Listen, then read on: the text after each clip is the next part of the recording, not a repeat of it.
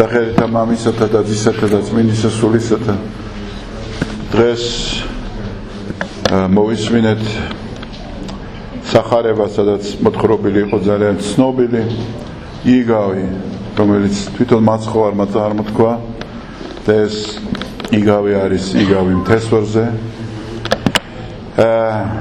ძალიან ცნობილი და ძალიან მნიშვნელოვანი და ხშირად წაკითხული ეკლესიაში და აქტუალური ნებისმიერ ეპოქაში.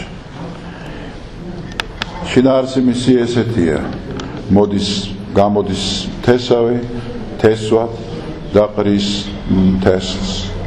ერთი დავარდება გზაზე და ვინაიდან მას დატკეპნილი აქვს მიწა, გზა ეს დატკეპნილის მიწის სახეა და არ აღმოცენდება და მოვლენ არ გაღვივდება და მოვლენ ფრინველები და აკენკავენ მას.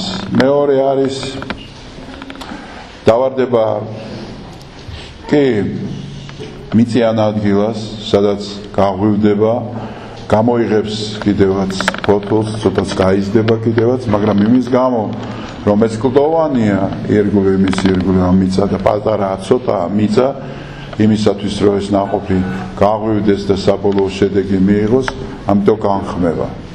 მესამე ადგილი არის ის ადგილი, სადაც ეკალბარდებია და იქ ჩავარდება, იწყებს გაღვივებას, იწყებს წამოწევას, მაგრამ ეს სარეველები მოედებიან მას და აღარ აძლევენ საშუალებას რომ განვითარდეს. და მეოთხე ადგილია ის, სადაც ნაყოფიერი მიწა, სადაც ყველაფერია იმისთვის რომ აღორძინდეს ეს თესლი და გამოიღოს საბოლოოდ ხეთი ქცეს, გამოიღოს ნაყოფი და ყველა მისარგებლოს სამით. ეს ალეგორია იგავია და ლაპარაკია ადამიანის გულზე, ხო? ნიადაგი არის ადამიანი, თავისი გული, გონება, მთლიანად სულიერი ნაწილი და მარცვალე არის საფრთხო სიტყვა. და ეს ადამიანთა კატეგორიებია. პირველი, რომელიც ისმენს და ძალიან ზედაპირულია, რაღაც დატკეპნილი მიწასავით ეს გზა სიმბოლო არის, ხო, მიმოსვლისა.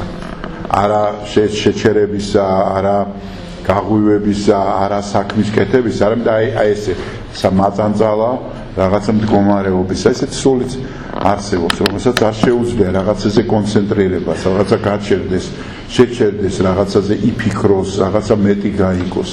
არამედ უბრალოდ, ასე როგორც კი მიიღებს, იმ წუთშივე გადის ისი რაზეც დაფიქრება იქნებოდა კარგი. მეორე ადგილი არის აი მიწა, მცირედი მიწა, მაგრამ არის კლდოვანი ადგილი და არის ადამიანის მდგომარეობა, როცა არ აქვს საფუძველი, მყარი, თავიდან გაუხარდება, იწყებს აღორძინებას, მაგრამ მცირედი მიწაა და პირველივე პრობლემების, პირველივე განსაცდელების, თუ წნეხის, თუ რაღაც გასაჭირის გამო ის ანებებს მას და იწყებს ხმობას და გადის და აღარ ღვივდება მასში საფრთხო სიტყვა. და მესამე არის ეკალბარდები, ეს არის ადამიანი, რომელიც მიდრეკილია ძალიან თავისი სურვილების და სიამოვნებებისკენ. და ამ სიამოვნებას სჭირდება, სურვილებს სჭირდება დაკმაყოფილება სჭირდება ფული, იწყებს ამ ფულის მოძიებას, შოვნას და აი ამ რაღაცა ამავეობაში მიწიერში და აი ამ რაღაც ქაოსი წუთისოფლის სიამეებისა ის კარგავს საფრთხო სიტყვას და ეს ეკალბარდები, ეს ვნებები მას უხშობს რომ განვითარდეს და ნაყოფს ვერ იღებს ის რაღაც ერთი ნაბიჯი წინ, ორი ნაბიჯი უკან პრინციპით ცხოვრობს. მესამე არის გადასარევი ადგილი, კულტივირებული ადგილი, სადაც ვარდება და ეს თესვი და იღებს ვითარდება, იღებს ნაყოფს და მე ფრინველებიც კი მოდიან, იკეთებენ ბუდეს, შემდეგ ამ ნაყოფით სარგებლობს ხალხი. და შემდეგ მაცხვარი თვითონ ახსნის ამ იგავს და ამბობს, რომ და ეს ნაყოფი, რომელსაც გამოიღებს, ეს არის ნაყოფის გამოღება საღმრთო, ესე იგი სათნოებების ნაყოფია ეს, ხო? ეს არის სარწმუნოება, სასუება, სიყვარული, მოწყალება, ხო და ამას ყველაფერს თქვენ გამოიღებთ მოთმინებით. აი ბოლოს სახარება თავდება, რომ ესე იგი ამ საქმეს მიაღწევთ დიდი მოთმინებით. და ეს არის ძალიან მნიშვნელოვანი, რომელსაც ჩვენ ხშირად გაურბივართ ცხოვრებაში. მოთმინება არ მიყვარს განსაკუთრებით, მე ძალიან არ მიყვარს, მაგრამ განსაკუთრებით დღევანდელ ეპოქაში. როგორც კი რაღაცა განსასწრელია, იმ წუთშივე გვინდა რომ მოგვარდეს, იმ წუთშივე გვინდა გადავჭრათ, გადავწყვიტოთ, რაღაცა გვინდა რომ გავაკეთოთ და იმ წუთშივე უნდა მოხდეს ის. აი მარტივად ქართული ბიზნესი რომ არის ხოლმე. ხომ? დღესვე უნდა იშოვოს ის ფული და რაც ჩადო, ხვალ უნდა ამოიღოს, ზეგ უღე აღარ უნდა. თუ არა და რევოლუცია უნდა მოახდინოს, დაანგრიოს და სხვაში უნდა ჩადოს. კაი ბიზნესი იქით იყოს, მაგრამ აი ცხოვრებაშიც ხო ესეა ჩვენ რაღაც არ გვინდა დავითმინოთ, არ გვინდა მივიღოთ რეალობა. არ გვინდა თვალი გაუსწოროთ იმ სამყაროს, რომელშიც ჩვენ ცხოვრობთ. თუნდაც რაიმე განსაცდელი, რომელიც ფიზიკურად გვაწუხებს, ხო? რაღაც იმას, რასაც ჩვენ ვერ ვცვლით. იმ სამყაროზე ბევრი რამეა, რასაც ჩვენ ვერ ვცვლით. ამას ჯერ კიდევ სტოიკოსები ამბობდნენ, რომ იმაზე არ იდარდო, რასაც ჩვენ ვერ ვცვლით. ხშირად იმაზე ვდარდობთ, რასაც ჩვენ ვერ ვცვლით. ჩვენ ხელთ არ არის ეს. ამიტომაც ამაზე დარდი და ამაზე წვალება და თვითგვემა წინ არ წაგვწევს. ანუ მოთმინება, აი ეს რატო არის სათნოება მოთმინება და უთმენლობა რატო არის დაცემულობა და დამანგრეველი ადამიანის. იმიტომ ეს მოთმინება თუ საფრთხო მოთმინება, როგორც მაცხვარი ითმენ და შემდეგ წმინდანები ითმენდნენ, თუ ეს მოთმინება არის ესე იგი ღვთისთვის, ესე იგი მომავალი მარადიული ცხოვრებისთვის, მაშინ ეს მოთმინება იღებს სარგებელს. ან შენთვის ადამიანისთვის, ანუ ეს მოთმინება ხდება შენი გამაძლიერებელი, შენი წინწამწევი, შენი ცხოვრებაში იმ თვისებების შემძენელი, როგორც ჩამოვთვალეთ ჩვენ, ხო, აი სასუება, იმედი. აი იმედი, როგორ შეიძლება გქონდეს, ხო?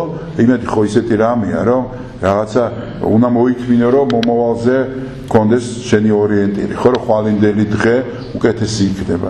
ანდა თუნდაც როგორ დაითმენ შენ შეურაცხყოფას თუ მოთმინება არ აქვს. დღე ყოველ დღე მამაო ჩვენოს ვამბობთ ჩვენ და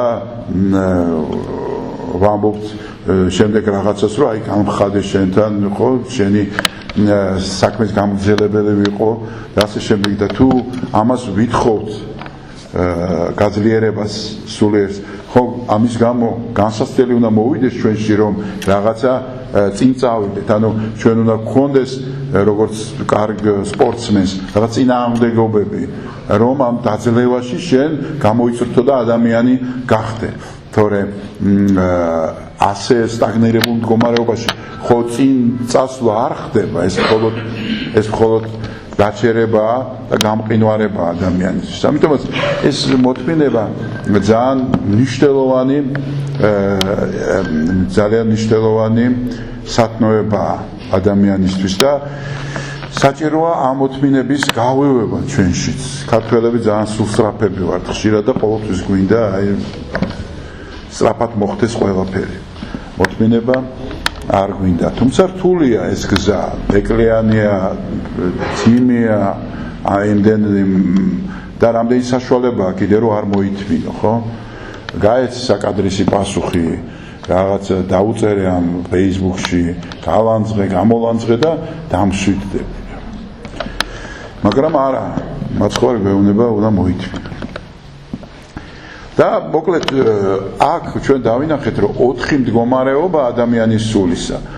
მაგრამ შეგვიძლია ჩვენ ვიაზროთ ახლა ამ 4 მდგომარეობას რაღაცნაირად მაცხოვარი არ განიკითხავს, არ უდგება აი განკითხვის თვალით. უცნაურია, მაგრამ განკითხვის თვალით არ უდგება. არ ეუბნება რომ აი ერთი ცუდია, ის უკეთესია, ეს შენ დაიჭები, შენ ესე მოგივა. არა, რაღაცა აღწევს ფაქტს. აი ფაქტია. ეს 4 მდგომარეობა შეიძლება კითხვითი ფორმით რომ დავსვათ, რომ უბრალოდ ადამიანი ესე დაიბადა. აი ზედაპირული რო არის, თვითონ უნდა რომ იყოს ზედაპირული. შეიძლება ისეთ გარემოში გაიზარდა, სადაც ეს ზედაპირულობა ბუნებრივი იყო.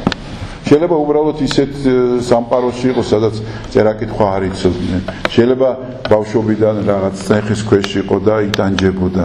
ჩვენ ხო არ ვიცით რა მდგომარეობაა ეს. აი ჩვენ ხო არ ვიცით ნებისმიერ ადამიანს როგორი წარსული აქვს და როგორ მდგომარეობაში იმყოფებოდა. ამიტომაც მაცხოვრის მიდგომა არის ფაქტის კონსტანტირება. ესე არსებობს. მაგრამ მეორე გვაქვს ჩვენ რომ ის არსებული რაც არის ჩვენ ხელთ არის თუ არა მისი შეცვლა. ეს რაღაცა მდგომარეობიდან გამოსავალი თუ არა იმ ადამიანს აქვს გამოსავალი რომელიც დატკეპნილი აქვს ტვინი და მიმოდადის ყველაფერი მის თავში. შეუძლია მას ცოტა ოდნავ წინ წაიწიოს? ალბათ შეუძლია, იმიტომ რომ მაცხოვარი ისეთ რაღაცას არ იტყო და რაც ადამიანისთვის გაუკეთებელია და შეუსრულებელია, ხო? მას შეუძლია ოდნავ დაფიქრდეს და უფრო მეტი გააკეთოს. რაღაცა ელემენტარული. ანუ აქ ლაპარაკია იმაზე, რომ ყველას ერთნაირად არ მიეცა აი სასტარტო მდგომარეობა ცხოვრების. ყველას ერთნაირი ხო არ აქვს რა. ყველა ერთნაირ განათლებასაც ხო ვერ იღებს, ახლა დღეს კი არის ხელმისაწვდომობა განათლების, მაგრამ მაინც ხო დიდი პრობლემებია. ყველა ერთნაირად შვიდ წყნარ და სამოთხისეულ ოჯახის გარემოში ხო არ იზრდება რა. უამრავი ადამიანია ძალიან უბედურ გარემოში. ზოგი ბავშვთა სახლშიც იზრდება საერთოდ მიტოვებულია, ხო? და აი ამ მდგომარეობაში ხომ შეიძლება რომ სხვადასხვა მოცემული ესე იგი რეალობა და სასტარტო პირობებში შეიძლება თუ არა რომ ეს ადამიანი შეიცვალოს.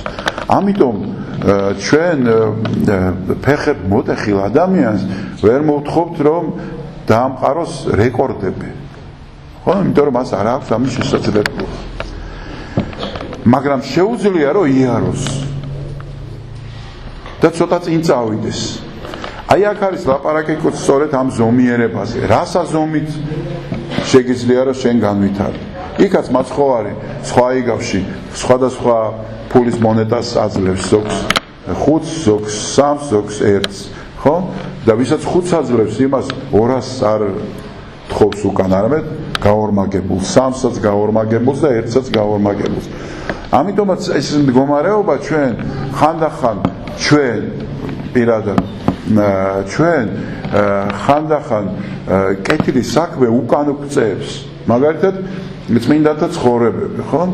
იმდენად არამიწიერია ეს წმინდათა ცხოვრებები, რომ იმ წუთშივე გაგდებს რაღაც მდგომარეობაში, უსასწორო მდგომარეობაში. რომ ამის გამკეთებელი მე არ ვარ. ამის შემძლებელი მე არ ვარ. და ესე იგი ჯობია რომ თავი დავანებო და საერთოდ განვერიდო ამ საქმეს. ამიტომაც ხშირად ჩვენი აღმატებული ეს მეტაფრაზული სახისმეტყველება წმინდანების, რომელიც საუკუნეების განმავლობაში ზედმეტად არის განდიდებული, ხო? რაღაც საოცარი ისტორიები, ზღაპრული ისტორიები. ერთის მხრივ ესეთია და მეორეს მხრივ ეს დამტვრქონელი ადამიანისთვის. წინ წასაწევად ადამიანს. იმიტომ რომ ადამიანს უნდა თავისნაირი მეორე დაინახოს. თავისნაირი უნდა იყოს ის წმინდანი. ცოდვილი კი არა, მაგრამ თავისნაირი იყოს. აი მაგალითად არის ესეთი თანამედროვე წმინდანები, რომელთა ცხოვრებებიც აღწერილია. და როცა ამ ცხოვრებებს უყურებ, ბევრად უფრო ახლობელია შენთვის, ვიდრე ის ზღაპრული პერსონაჟები, თქვათ, ისტორიიდან. და შენთვის ძალიან ხელმისაწვდომია. მოკლედ, იკონა ხატიდან კი არა, რაღაცა პორტრეტისგან, პორტრეტი და ხატი რისგან რითი განსხვავდება, ხო? ხატი არის განყენებული სახე, რომელიც არის განხორციელებული მისი ბუნება ადამიანის და ის არის მიუწვდომელი და ხელმეუქარი. მაგრამ ადამიანის პორტრეტი არის სხვა რამ. ადამიანს თავის განსხვავებული სახე აქვს. მას აქვს ხარვეზი, დეფექტით სახეზე, ან რაღაცა ჭრილობა, ან რაღაცა უშნო იყოს შეიძლება, არ იყოს ლამაზი, სხვადასხვა სიმეტრია ჰქონდეს დარღვეული. და ის პორტრეტია, უმკურვი ვიცი, რომ ეს ხელმისაწვდომია. აი მაგალითად თანამედროვე წმინდანი ჩვენთან არის მიტროპოლიტი ნაზარი ლეჟავა, ხო, რომელიც აწამეს საფიჩხიაზე და დახვრიტეს ის კომუნისტებმა. აი მისი დაკითხვის ოლქმია და იქ ნახავთ რომ როგორ ფრთხილობს ნაზარი, უკან არ იხევს არაფერს, მაგრამ როგორ ფრთხილობს ის რომ არ შევიდეს კონფლიქტში, თქვა დამკითხველთან.